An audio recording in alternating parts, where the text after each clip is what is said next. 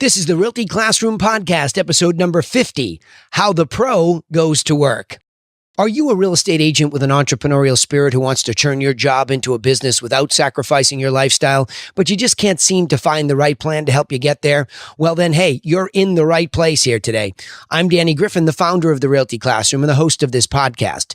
And to help you take immediate action to build a better real estate agent business, I've created a free jumpstart course for you at freeagentgift.com. So get over there, all you veterans, get in there. It's a good warm up for you and or just a check to see where you're at. And for you rookies, don't start without a plan. You know where I stand on that. All right, I want to get started in this episode about how the pro goes to work. Now, this is something I think about a lot as I have 5 kids and each one of them has a different lane that they're really good at. And we're trying to move them all into that professional mindset, similar to the way that I approach my business. Am I really professionalizing my approach to real estate on a regular basis? And I like to listen to a lot of head stuff at the gym. And in the morning, I listen to Joe Rogan, and he had a podcast that talked about how the pro goes to work. And I like that because I was thinking about a lot of people will come to me and they don't really know what to do each day. It's that a lot of them are willing. They're not successful in real estate, although they're willing. So that's frustrating for me to see that happen because most people don't know how to go to work. They don't know what to do and how to do it. So the first point here is I think you start by focusing on one metric or one thing to measure.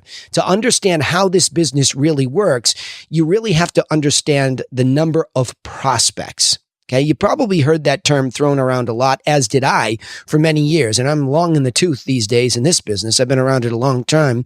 And I wish I had really understood that term prospect and why that was the singularly most important word for an agent. And the reason is because those are the people that eventually become your client.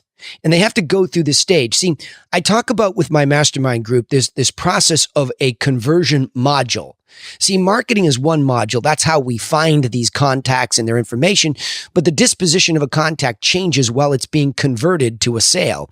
And that is, it starts as a lead where we don't know much about their timing and motivation. Then it goes into this very important stage where we call it a prospect. And a prospect, in my mind's eye, is somebody who's engaged in conversation about buying or selling with you, the agent. And they're leaning in a little bit, hoping for your insight, accepting some of your information early on. And as time goes on, if you're doing that correctly, the relationship is building so that by the time it comes time for them to become somebody's client, you become the very logical choice. And I've said this before, and a lot of you might not believe me, but that's actually a competitionless vacuum, meaning a hole in space where you're it with them. And they're not even thinking about anybody if this is done correctly other than you. Okay. So the next thing is, once you decide that that's the metric to measure, the professional goes to work every day asking themselves, how many prospects do I have? Right? And it's very important to just look for that number. How many prospects do I have? So the first thing is, okay, wait a minute. Before we go there, you're going to say, well, how do I get these prospects? I'm ready, willing, and able. Where do I go? What do I do? Well, I think what you want to do is take a management beat and think about choosing the fastest path to creating a prospect. That's why I think a lot of you are hearing people that coach and teach, go to your sphere of influence, because that's where you already have this trust built up around these people that you influence as just a human being, meaning they like you. They trust you. They might even seek out your opinion outside of real estate. There's a friendship there. There's a bond where there's not many people we can quote unquote trust in life, but you're theirs. And so that sphere, that circle or that moving amoeba-like shape that you move around in life, there are people there, but you have to give it that professional real estate context. You can't just show up to your friends and family and start prospecting them without bringing some professionalism to it. So again, the pro goes to work asking themselves how many prospects, but the real professional prospector is ready. If you go back an episode and you listen to the last episode about be ready to make your core offer, that's what a professional does. They ground themselves so that in the fastest path, they're still ready. It's not just getting there quickly. It's what do you do when you're there? So let's take that sphere of influence, for example. Let's say that you're at a soccer game and your kids play soccer together and there's a mom or a dad that likes you and you begin to talk about all sorts of things and real estate comes up. It's a natural progression into, hey, I'm a real estate agent if they don't already know that. Really? I didn't know that. How's the market? Right? There it is. The global question. How's the market? What's happening? So again, we've talked about this multiple times. I'm not going to go down that rabbit hole right now, but suffice to say, the MLS and setting yourself up as your first prospect, which I've said multiple times, is really important. Go do that so that now you're professional in the context of talking about the market and how it's doing. At a micro level, you can talk about neighborhoods. You can talk about specific properties, anecdotes. Sound more professional. Don't guess. And by the way, the worst thing that you can do, please stop doing this. Stop listening to the world telling you it's a buyer's market. It's a seller's market. And that's the first thing that you spit out. That's not professional. That is not professional. That's not how the pro goes to the work. Professionals sit back and understand truly what's happening, regardless of what the rest of the world is saying. Key point there. So choosing the fastest path to prospects, you want to be ready, even though you get there quickly. Other examples of quick paths would be our industry does indeed provide low-hanging fruit. Doesn't mean it's easy to pick, as you know I like to say. It just means it's there. So we have this context with FSBOs, expireds, etc. There's all sorts of context that's easy to identify. So those are fast paths to conversations. And when I say fast paths, I'm not saying easy. I'm not saying easy. Easy's a sucker's bet. The professional knows nothing's easy. The professional knows that prospects come from all sorts of areas, but there are faster ways to get into a prospecting conversation and be professional in that. Sphere of influence, past clients, expireds, FSBOs, because they have context, that type of thing is a quick way to find a discussion. And especially one of my favorites for all of you, an open house. Yes, there are real buyers and sellers coming to look at that product in the field. That's a real fast path to a prospecting conversation.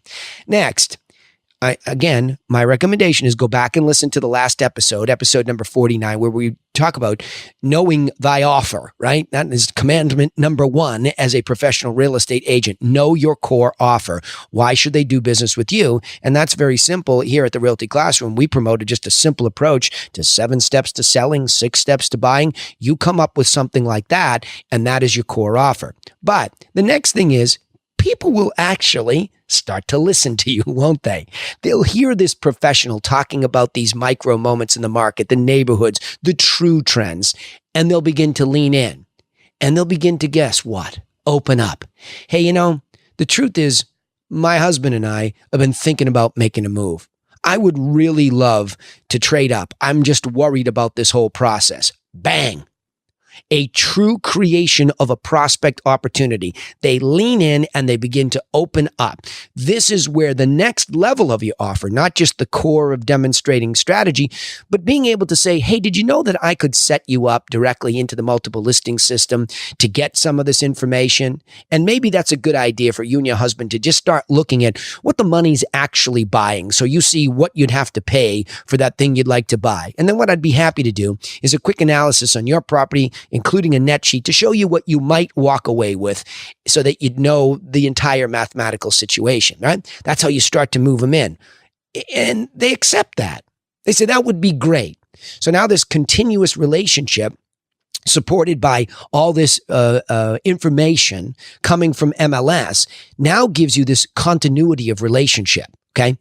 But you want to be truthful in this moment in time. And this is where we open up a can of worms with database. I get a lot of questions at the mastermind level. Well, what database system do I really need? Should I be using?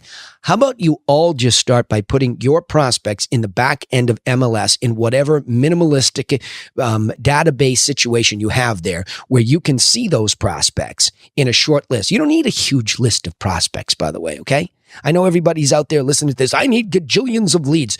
No, actually what you need is a real good quality list of prospects. That's what you really need. You might find some prospects from huge lead generation, but prospects can come from everywhere and not just online lead generation, okay? Yes, I said it again and again and again. Stop thinking that that's the only lane. It's dangerous. So here we have in the back end of MLS this list of quality prospects. That's the third point here. Quality. Don't delude yourself. Don't say, oh, I listened to the podcast, Danny, it was great. And I went out there and had a conversation. I set them up on MLS and then I went to sleep on them, because that's what happens a lot. So we have these prospects They were quality in that moment in time. We upgraded the offer, got them set up with continuity, and then we fell asleep on them. So when you look at the quality of prospects, stop blaming the lead source. Stop blaming them. Oh, they went dark on me. Okay, look, maybe they did, maybe they didn't. But what you do to handle those prospects is everything. And that's the final point here. The pro, here we go back to the topic here. The pro, you have to give your prospects each and every day some love. You understand that? We talked about that before. Give, ask. Give, ask. It's all over the internet. It's been around forever. It is service 101. Give 3 times more than you ask for. Okay? That's the key. And that's a plan, actually. That is the core of a follow-up with a plan. And that's what professionals do. They don't sit there and continuously complain, oh my gosh, this guy went dark on me. One minute I had him and he was in the back end and he was opening up properties and he went dark. He must be cheating on me. You hear all this wild emotional nonsense. And the professional doesn't do that. The professional understands that prospects are real people. The the professional agent really understands that it's their job to give, and oftentimes hear nothing or receive nothing in return. Let me restate that. It's the key point here.